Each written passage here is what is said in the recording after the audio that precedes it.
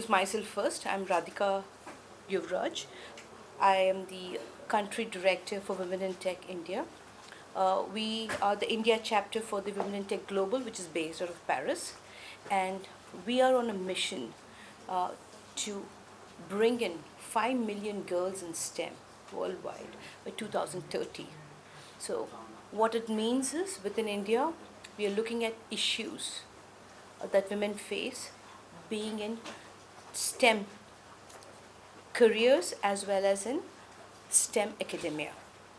So when I say STEM, uh, of course, right? It's about science, technology, engineering, and math, and of course, we're going to include aids, STEAM, art. What is it that is acting as a barrier for these women, not just to get into it, but to perform to their full potential? So whether it is requirements of trainings or it is requirement of resources um, or requirement of handshakes with partners, we are trying to be a central community to provide that. Additionally, women in tech, we feel global partnerships are a great way to start bringing in not just awareness about how the rest of the world is moving in this direction, but also the opportunities for women. For example, the IMEC opportunity, which is India, Middle East, Europe Economic Corridor, has opened up a lot of trade opportunities for India, either as a supplier or knowledge partner. Now, we are trying to see how women can also get access to those opportunities. Other opportunities in access to resources, AI content or hydrogen um, cell energy, new areas in science. There's a lot of programs that we can bring either from Europe or from the APAC and ensure that our women have access to that too. So the global partnership is a big USP that we come with, and just the exposure to the world environment, not just through our multinational ways of working, but communities, brings in a different level of value that you can bring back home. In a very diffusive way, we're trying to do this. And of course, Logitech is deeply interested in this topic. And in technology is defining the world. But we saw that, and we see that in the tech world, there is not enough women representation, right? So we have a program called Women Who Master, which we run globally, where we amplify women through our blog series as well, who have achieved a lot. We put the spotlight on them because we see that more and more young women are encouraged when they see these spotlights and this amplification. And we work with several organizations worldwide to make sure women get access and to STEM resources, to education, to encouragement. And we are working with women in tech in India as well. And apart from that, we have other initiatives like Girls Who Code and so on. And the interesting part is, and I'm sure a lot of people know this, that half our top executives are women. Our CEO included, Chief Design Officer included, Chief Legal Officer, Chief HR and Compliance Officer, the head of our largest business group, the head of our global communications. So I think women are rock stars and rightly need to be given the necessary encouragement early on.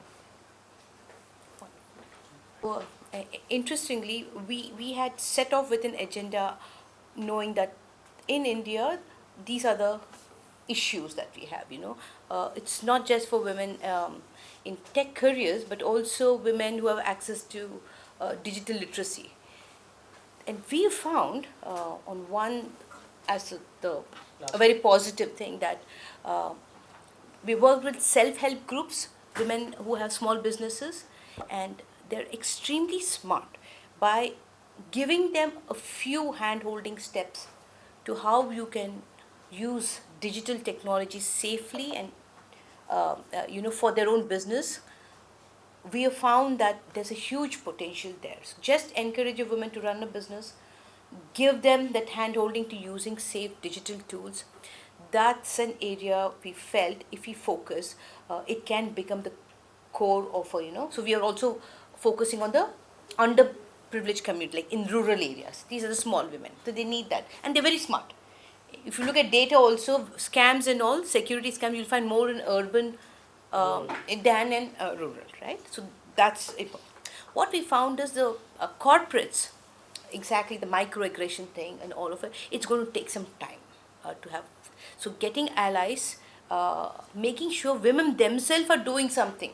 Sometimes what are women are, we're just talking, right? So we are saying let's start from home within our own community. So we started with 3 women, right? Now we are 1,500. But we have said that every one of you should take a responsibility to lift 2 more women, whatever, a woman from a village or a woman in your workplace. Do something and say that only when you do it, then you are encouraging. So we're trying to do it like a multi-level thing with some ethos, right? You have to have an ethos.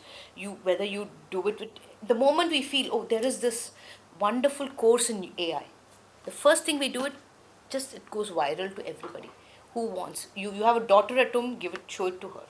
You have somebody in your workforce, show it to her. And we want people to start leveraging those. So making sure that we are connecting resources to the right people, because that is coming to us and it's coming to us free.